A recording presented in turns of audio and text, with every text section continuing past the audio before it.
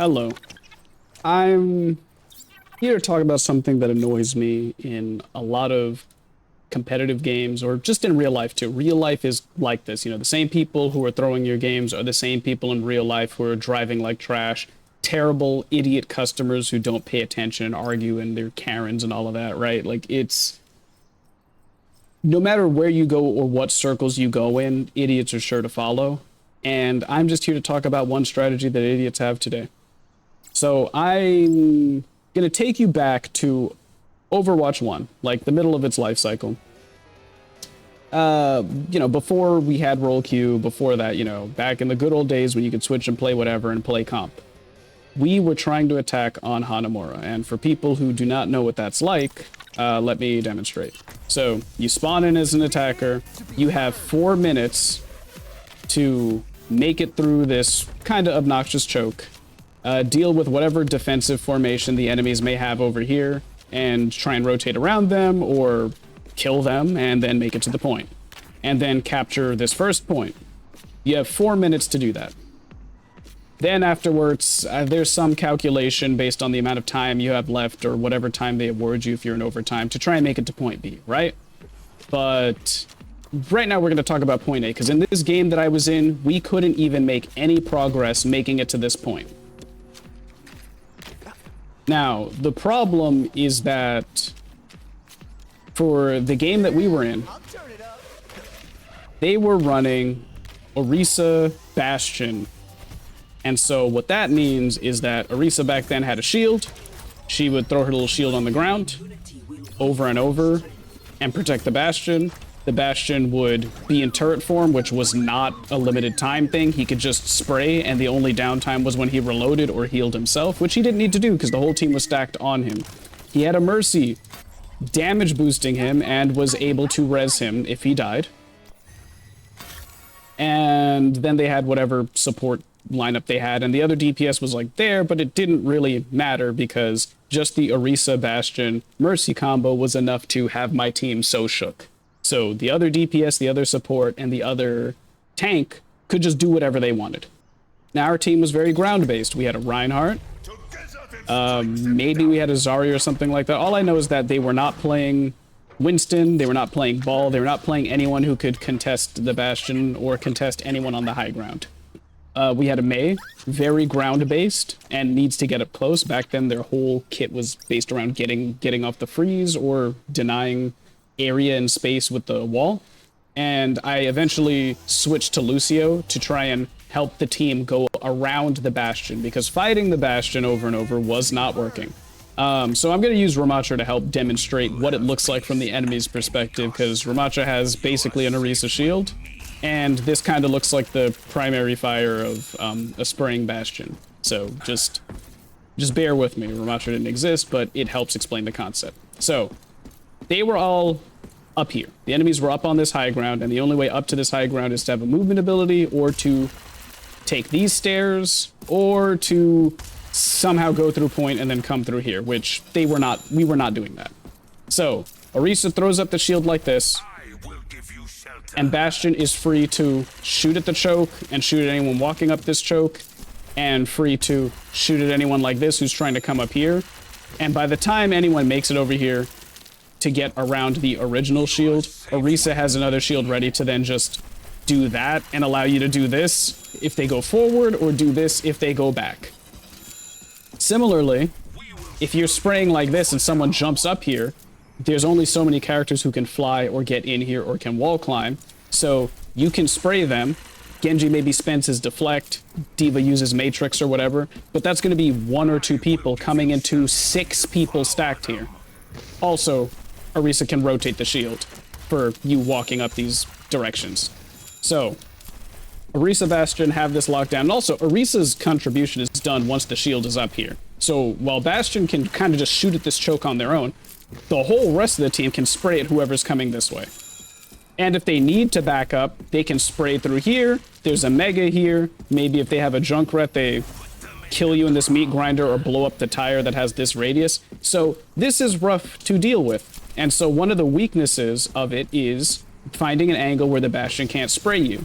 So if you go in that room, there's all of this that a Bastion can't see. Like, there's so much space in that room that is not visible to a Bastion. So if you make it in there, they can't shoot you, and you can recharge all you want. And what's Bastion gonna do, right? Jump off of here to spray you and leave themselves vulnerable and then try and heal and walk all the way back up here? It's just not something he's gonna do, especially because even if you do spray in here, people are around that corner. Another weakness of the strategy is if they make it from this room where you can't see back there, then you can't see anything. Like, I have to wait till they're over here to spray. I have to maybe reposition here to spray. I have to maybe try and shoot through these windows to try and get them. But Bastion's spray is kind of more like this, meaning a lot of the bullets are going to be wasted on this. And he had to reload back then. He had to reposition back then manually. Same thing here. If they loop around through here and you still try and stay up here, there's a bell in the way. There's all these grates in the way to eat shots. And no one wants to be on a pixel hunt as Bastion because you're losing a ton of your damage, and damage is your main utility, the sheer amount of damage you do. And because Bastion has to, again, lock himself down into the ground to do that, if he jumps down and sprays here, they can go behind the bell. They can go behind the walls. Some people can crouch behind the stairs and get you. You open yourself to ults because now you're on the same ground. You could get Reinhardt shattered. He shatters you and shatters your whole team. If you are up there and as Bastion, you rotate through here and come here, you either have to shoot from here, which again, leaves you blocked because of that, leaves you blocked over there. The bell blocks everything. There's people on the ledge here. You can get hooked in to Narnia by a Roadhog or something because you're predictable and can't move. If you try and jump here and transform as Bastion and then spray around, you're opening yourself up to all of this attack in every direction. The main way that the Bastion wins is for you to not rotate, to try and fight him head on, or to try and run across where he has a big sight line and can burn you down with Orisa's rotating shields. So that's what we were up against. And Bastion is a noob trap character because of this, because people will just try and fight and diff the Bastion, because Bastion just rage baits you, and continuing to fight a Bastion rage baiting you is how Bastion wins. Let's talk a little more about this choke. So this choke only takes 3 seconds to get across, right? Like 1 Mississippi, 2 Mississippi, 3 Mississippi. I'm being generous in case my Mississippis are slow or fast or whatever. And if you have a shield, you can hop through it. And Reinhardt had a 2,000 health barrier back then to make it across. I went Lucio to help people make it across that gap. So with even the normal speed boost, you can make it across this gap. And then the idea is that you actually use the amped up speed to make it back here, because now you've got all this undestroyable cover. Or maybe if the team is coordinated enough, we could potentially, maybe just barely eke out using Lucio speed and amp to get through here. Or after a few failed fights, using beat to make it straight across. Maybe beat plus amp to make it across here. So the point is we had options to circumvent it. Now, if you take the 3 seconds to make it straight across, you can make it. If you stay and jiggle to fight the Bastion, you cannot make it. If Reinhardt drops his shield to throw a fire strike for a little cheeky damage, that's not good if he's supposed to be ferrying his team across this gap. Now, if after they make it through the gap, he throws out a fire strike, yeah, he may not be melted completely, but it is still quite a bit of damage he's taking. There was no ult reduction back then for taking damage. You got full ult charge for just plowing into the tanks. The benefit of actually making it to a point and making it all the way around, because once you make it all the way around back there with that invincible cover, right? Maybe your sniper can peek and shoot, or maybe here's a better angle to peek and shoot, like maybe a squishy coming onto the point. When you come out here, yeah, you're kind of in line of sight of the Bastion, but maybe you can loop around here and not have to worry about windows and get the Bastion here. If the Bastion rotates there or rotates there, you can just shatter them, get them against the wall or something like that. Reinhardt has a few options, but only if you rotate, because otherwise you can't make it up here. Like, what are you gonna do with this unless you're all brawl? Like, you're gonna just try and go up here? It doesn't quite work. Or it didn't quite work. It takes a little more coordination to do it that way. And we went up multiple times down mid and up the upper left portion, and it didn't work for us. So here again, now I'm on Lucio, and I'm demonstrating that it only takes like 3 seconds to get through here, right? If you speed them up, it's more than 3 seconds, actually. Or not more than 3 seconds. Less than 3 seconds to get through this point if you just are on the speed song. And if you amp, you can get around this corner super fast. And the other option that could have been done in overtime is doing beat and then speeding right across and then booping them back up to the high ground. Then we're fighting here around the bell. And I'm doing my Lucio thing, contesting up here, because back then the ring for Lucio was way bigger and covered the whole point. So I could just be up here contesting, hiding up in this corner, booping whoever tries to come through there. Tons of options. So then lastly, we'll get to the teammate that was kind of problematic in all of this, because yes, some other people were reluctant to switch or were reluctant to follow the strategy, but the main aggressor in this match was the Mei. Because the crazy thing about it is, for this strategy of circumventing Bastion, Mei was a great pick, or was a great option. Mei's wall blocks off basically entire chokes in the game. Like, look at that. You could block up that whole choke. You can block this whole thing to let us through. It's a long cooldown, so we didn't really need to waste it here. This way is so short that we should have just used Ryan Shield, Lucio Speed, Zarya Bubbles, because they were playing ground tanks. They weren't playing flying tanks, and if they were willing to switch to D.Va, use some of that Matrix to eat up that Bastion fire while we made it into here, and then we could save Mei wall for this long choke. Because if Mei wall is like this, you've basically blocked off the choke, and then you get through here for free without using up a shield. Another option too is, if you Mei wall like that, they also can't see where you're going or what you're doing when you do that.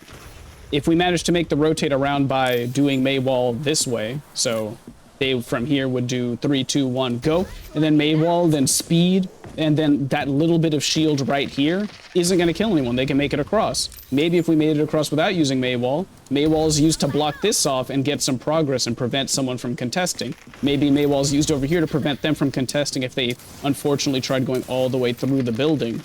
You could do something like have Roadhog like hook the Bastion over here and force him into a one-on-one on that side. Like, there's so many options if you're actually using the Mei wall to do something. So the big problem is, we were trying to cross people across after failing all of this and wasting all of our time, wasting 3 minutes trying to get any progress on the point, because we kept having people go over here and do this and jiggle peek, and then they finally listened to me and decided, okay, yeah, let's try going around that and do that. And I was like, all right, but if we do this, we need to make sure we do it right. We only have like a minute left. We have at most maybe 2 attacks. If we die immediately and then get another chance to go, we have to go straight through. Do not shoot at the Bastion. Do not waste time trying to shield break. We have to go through. It takes 3 seconds. Go through it. And then they just jiggle peeked. They were just doing this 80 strafing, and then basically when they were on 10 health, they tried backing up through here, even though you walk slower backwards in Overwatch, and then they die, and then just conclude, oh yeah, well, we can't make it through here. You didn't follow the plan. All you need to do is go through it. And the crazy thing is that Reinhardt, when he holds both triggers, because Reinhardt was doing his best. He's being a tank, he was holding up his shield, and he was doing the thing where you hold both triggers to look, and he was watching, along with the rest of us, because I made it through first as Lucio, and I'm watching them, making sure I'm in the speed ring so that they can make it through, watching our poor Rein stand here and block as Mei is doing this. Jiggle peeking, trying to shoot at an Orisa shield in hopes of hitting the Orisa and the Bastion. And, like, none of the supports who are back there. Because the supports aren't even hittable. Like, Mercy has to stand back there and damage boost. Like, Mercy isn't even visible from this angle. Like, she's just not. It wasn't happening. It just wasn't happening. And the crazy thing is, when we were saying it and we called it out and pointed it out and was like, Mei, you need to run through there. We need you. We need you to come through. Don't shoot the Bastion. We tried it again and they shot the Bastion again. And then we went on the next attack. Not on the next attack. It was their turn to attack. We had to defend. And we had to do a full perfect defense because we got no progress on the objective. And we were telling Mei, like, no, I saw you. I watched you. I told you to go through and you didn't go through. You stayed there to fight. And they were adamant, like, no, I didn't fight. I didn't do that or whatever. And it was a waste of time. They had their ultimate.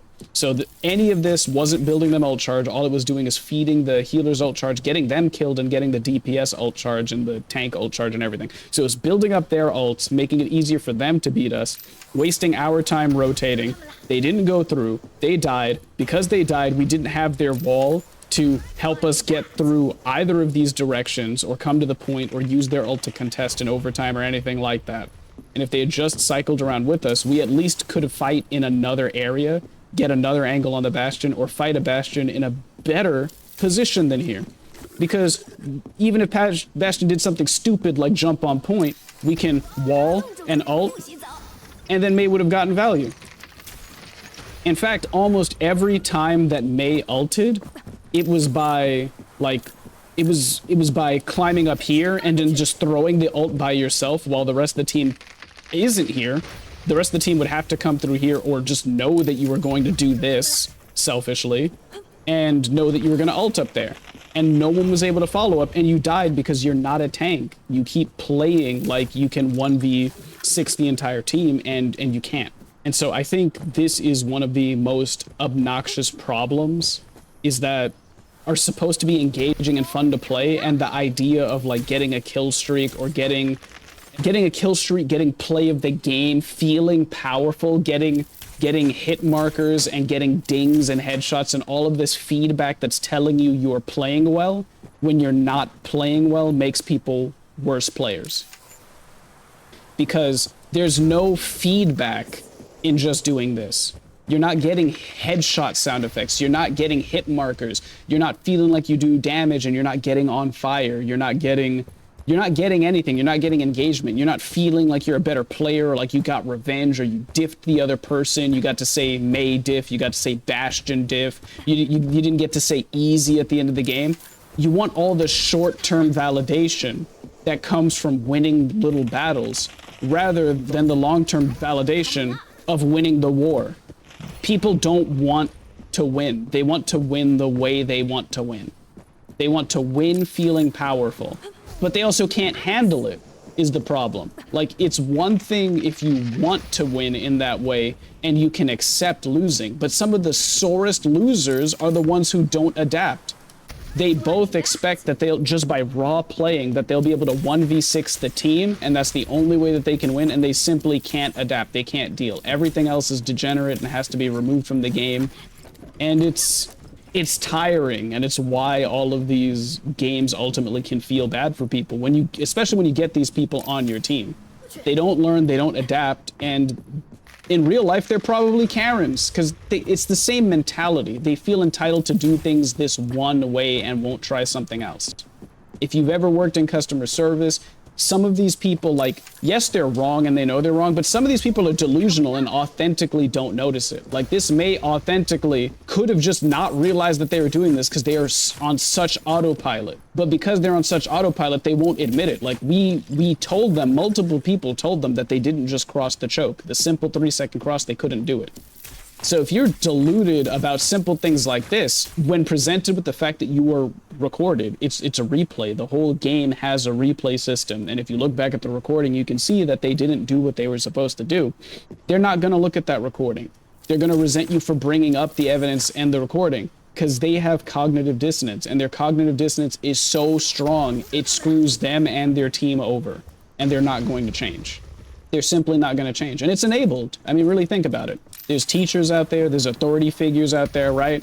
Like there's cops, teachers, parents who have cognitive dissonance. They're like, I saw you do this, or you were speeding, or you were doing this. And then when you prove that that's not the case, or when you prove that they did something or didn't do something, then they keep changing the argument. Like, oh, well, no, actually it's this. Oh, well, actually, if you had a different attitude, oh, well, maybe if things were different. Oh, well, maybe it's not that big a deal. It doesn't matter. Like, they will change the argument and move the goalpost over and over to justify the fact that they're just a fucking moron. They're just a moron, and they don't listen. There's no way around it. They're a moron, they have a high ego, they can't take acceptable criticism, and at the end of the day, they only care about winning little battles and feeling good over winning the war, regardless of what they say. It doesn't matter how authentically they believe that they're able to put aside their ego for the sake of themselves or anyone else. But again, they're self-sabotaging too. The idea that they will authentically do something that's good for themselves, they truly believe in it, but they're deluded enough to not recognize that they are self-defeating.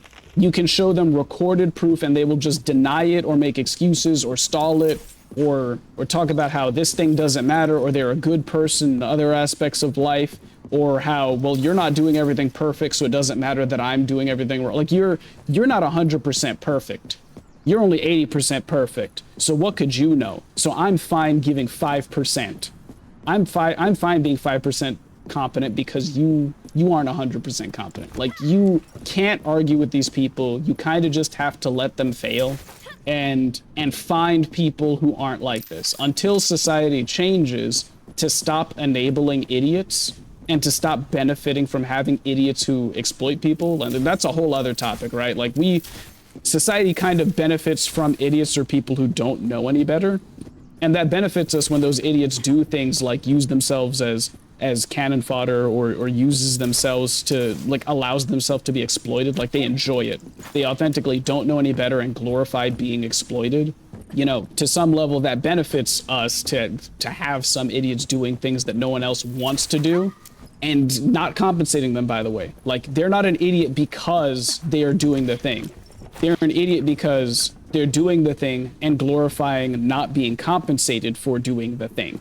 If you trick people into a job by telling them it's glamorous and then underpay them, your payment is just like the status that comes from working the shitty job, you've been fooled. People are treating you like an idiot because they wouldn't underpay someone like a doctor, for example. Well, they would try and underpay a doctor, but it's harder to justify underpaying a doctor than it is for someone to just try and minimize the value of, like, service work, or value the value of being a foot soldier or a gardener, a landscaper, or whatever, right? The reason they're profitable is because people can take advantage of the fact that they're going to glamorize your suffering and exploitation. And so we're encouraged to have idiots, people who take on debts because it's profitable, people who are impulsive and do stupid things and make stupid decisions because they take on debt. They'll buy things of low quality. They'll buy a bunch of stuff they don't need. They'll believe in fads and trends, and they'll do whatever it takes to get instant gratification because that makes them very predictable. You can give them low quality things at high prices and they will eat it all up. They will try the same thing over and over and get addicted to something very easily because they will feel justified in it and will never question it. They'll never think about it a second time.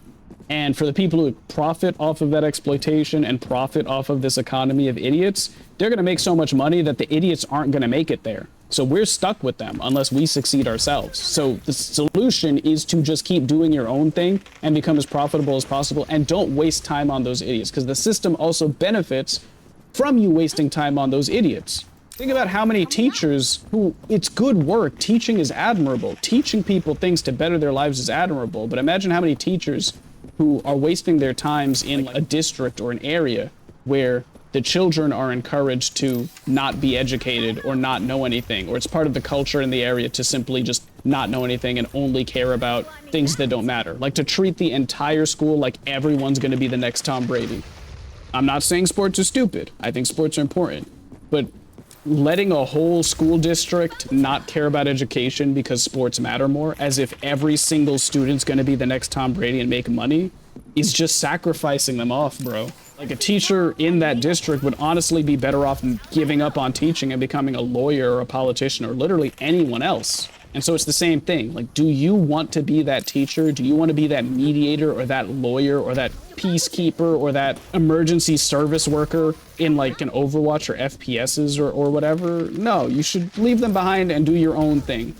And so that's the end of my rant. I got off tangent a little bit there, but it really is stupid how simple the solution would have been to even attempt, and how cognitive dissonance and ego and just being an idiot got in the way of that.